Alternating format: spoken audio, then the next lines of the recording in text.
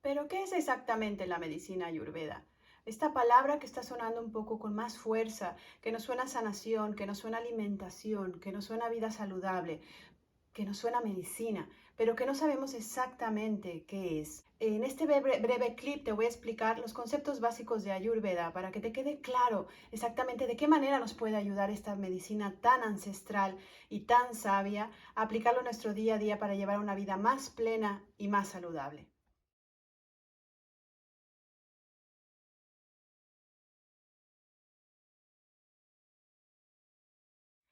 El Ayurveda es la medicina más antigua que existe. Se dice que tiene aproximadamente unos 5.000, 6.000 años. De ella se desprenden las medicinas que conocemos hoy como las medicinas más ancestrales o antiguas, la medicina china, incluso el masaje tailandés, o medicinas que se basan a base de hierbas. Tienen todos sus conceptos fundamentados en esta medicina.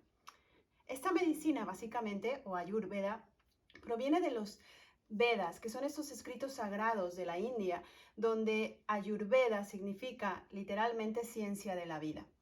¿Qué es exactamente esto? El Ayurveda nos da las pautas y los conceptos básicos para que podamos llevar una vida sana, saludable en todos los sentidos, en el aspecto físico, en el aspecto mental, en el aspecto emocional y en el aspecto espiritual.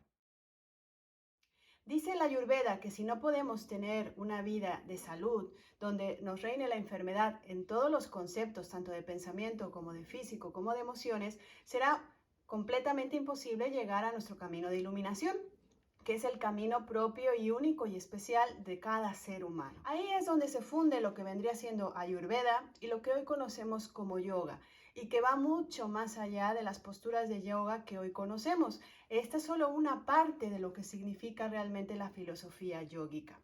Ayurveda y yoga están intrínsecamente unidos. ¿Por qué? Porque Ayurveda, al ser la ciencia de la vida, nos da todas las pautas y principios para que tengamos un cuerpo en todos los aspectos saludable, y el yoga nos indica el sendero o camino de la iluminación. Ambos nos ayudarán a liberarnos del sufrimiento, como hablan los budistas y como hablan los hinduistas, para fusionarnos con la divinidad, con la fuente o con el todo, que es de donde venimos. Por eso normalmente Ayurveda también te recomienda algunas posturas o asanas de yoga para que puedas realizar en tu día a día, así como conceptos de respiración, bien llamados pranayamas, y sobre todo hace mucho hincapié en la meditación.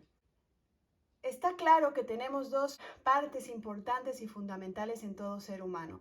La primera es la materia, cuerpo físico, y la segunda es el espíritu. Por eso se dice que más que ser más espirituales o menos espirituales, somos seres humanos o seres espirituales viviendo una vida material, porque ya de por sí el espíritu habita dentro de nosotros. Lo que habla Ayurveda básicamente es que tiene dos conceptos fundamentales, y no te voy a querer liar mucho, solamente para que te quedes con estas dos palabritas que van a estar constantemente apareciendo cuando encuentres los conceptos de Ayurveda. Uno es Prakriti y el otro es Purusha. Lo que habla Ayurveda es que Purusha, que es el espíritu, el todo, da forma o a la vez se interrelaciona con Prakriti, que es la naturaleza divina. ¿Qué quiere decir? Que espíritu y naturaleza están constantemente fusionándose e interrelacionándose. De ahí viene todo lo que conocemos nosotros como la naturaleza y todo lo que nos rodea. Existen tres constituciones básicas en Ayurveda. Estas constituciones están determinadas por la forma física, pero también mental, del ser humano, incluso hasta la forma en la que se procesan las emociones. Y curiosamente, de alguna forma se interrelacionan también con conceptos de la medicina china, porque manejan los mismos órganos y las mismas vísceras, pero le están imprimiendo una energía que en yoga se llama prana y en medicina china le llamamos chi. De las tres constituciones o doshas tenemos Vata. Vata es una constitución que se caracteriza por ser o pequeña o muy alta, pero sobre todo lo que tiene es que predomina el hueso. Son estas personas delgadas que ves que apenas si llegan a tener algo de musculatura y prácticamente nada de grasa, porque lo que son predominantemente es que el hueso es el que les marca toda su forma. Esta constitución está formada por aire, sobre todo, y éter, por lo cual suelen sufrir normalmente de pensamientos muy aireados o muy constantes o muy inestables. Cuando una persona vata se desequilibra, generalmente su mente está divagando constantemente. Vata, si lo llegamos a relacionar con un órgano, sería el riñón. Y el riñón también está asociado con el miedo. Y curiosamente, Vata, cuando se desequilibra, tiende a la inseguridad y al miedo. Suelen padecer, o digamos que sus partes débiles vendrían siendo lo que es el intestino grueso y a la vez la mente. Suelen acumular gas por el aire, ¿vale? Y también necesitan mucha tierra, necesitan estabilidad. De ahí que para estar en equilibrio, la palabra estable o seguridad les va muy bien a un Vata. Pasear por las montañas, contacto con la tierra, actividades creativas que tengan que ver con la tierra, confianza. Esto es lo que han de fomentar la constitución Vata, la confianza. Para ello también va muy bien que aprendan a dominar la respiración con respiraciones básicas de pranayama, de respiración consciente. No basta hacer más que 5 o 10 minutos diarios de respirar profundamente, inhalando, reteniendo el aire y exhalando.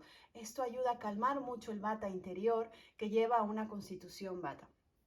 Por otro lado, tenemos la constitución Pitta. Pitta, digamos que es el término medio porque físicamente parece, una constitución moderada. Ni es demasiado delgada como un Vata, ni es demasiado o un poco más rellenita como lo que sería un Kapha que ahora veremos a continuación. Pitta normalmente tiene musculatura. La musculatura se alimenta de sangre. Pitta normalmente se caracteriza por ser una constitución caliente. Una cosa que no les he comentado es que Vata, aparte de que está formada por aire y éter, su constitución básicamente es fría y seca, por lo que necesita normalmente calor y humedad. En el caso de Pitta, que es una constitución caliente, lo que necesita es frío. La debilidad de Pitta es que cuando se calienta esa sangre en demasía, les puede provocar rabia. Por ello es importante que Pitta aprenda a refrescarse.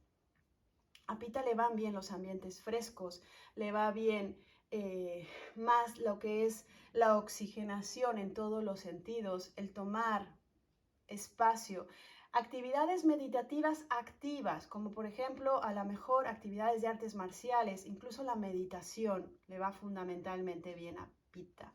Pitta es una constitución especialmente donde se recomienda encarecidamente que tenga su alimentación en base a los vegetales y a las frutas, es decir, vegetariana. ¿Por qué? Porque las carnes generalmente tienen una constitución caliente y Pitta, al alimentarse de constitución más caliente, le genera un fuego interior que provoca una inflamación y también provoca de alguna forma, y en esto estamos de acuerdo con la medicina china, una irritación del hígado, que es el filtro de la sangre, por lo cual no solamente puede manifestar enfermedades inflamatorias, sino que también tenderá a la irritabilidad sin control. Pitta normalmente, como se imaginan, si estamos hablando de que es una constitución caliente, está regida fundamentalmente por el fuego. Y por último tenemos a Kapha. Kapha es esta constitución donde es un poquito más rellena, donde lo que vemos en este tipo de personas no quiere decir que tengan obesidad o sobrepeso, sino que incluso en la piel, al sentirlas como si sintiéramos que tuviesen agua dentro. Esta constitución, como bien lo dice, está formada por agua y está formada por tierra. Kapha es una constitución que tiende a engordar, aunque no necesariamente, como vuelvo a repetir, tengan que tener sobrepeso. Esta sensación de retención en Kapha se manifiesta en todos los sentidos. ¿A qué me refiero? No solamente a nivel retención de líquidos, edemas en el cuerpo o creación de humedad, de mucosidad, porque Kapha generalmente es una constitución fría, pero también húmeda, a diferencia de Vata, que es seca, con lo cual tiende a generar moco. Por ello, su debilidad se puede asentar en pulmones y en estómago, que son los dos órganos donde se acumula mucho mayor mucosidad.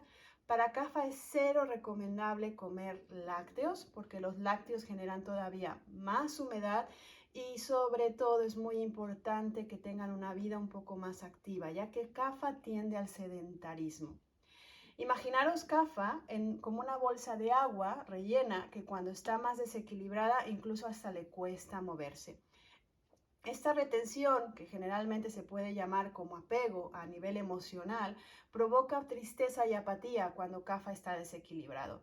Por ello, el estar en constante movimiento, Kapha es una constitución que le va muy bien comer solo 2 veces al día, ya que como el estómago es su parte débil, el utilizarlo de alguna manera menos al día provocará que tengan más energía y de alguna forma también más vitalidad, que es justamente lo que le hace falta a Kapha. De estas 3 constituciones se desprenden combinaciones que son... Todos los seres humanos tenemos de alguna forma las 3 constituciones. Hay gente que tiene mucho más predominante, sea en una es específico. Hay gente que puede tener físicamente un tipo de constitución y mentalmente otro. Y obviamente no se trata de etiquetar ni de juzgar a ningún tipo de persona. Todos somos únicos y especiales y en porcentaje tenemos cierta cantidad de estas constituciones, ya que estamos formadas de estos elementos: aire, éter, fuego, agua y aire. Espero que les haya gustado, que se haya llevado un poco más de información. Sígueme en mi canal, seguiremos hablando más sobre Ayurveda, sobre medicina ancestral, sobre yoga y sobre cómo llevar una vida más saludable, más sana y más plena. Que tengas muy bonito día. Namaste.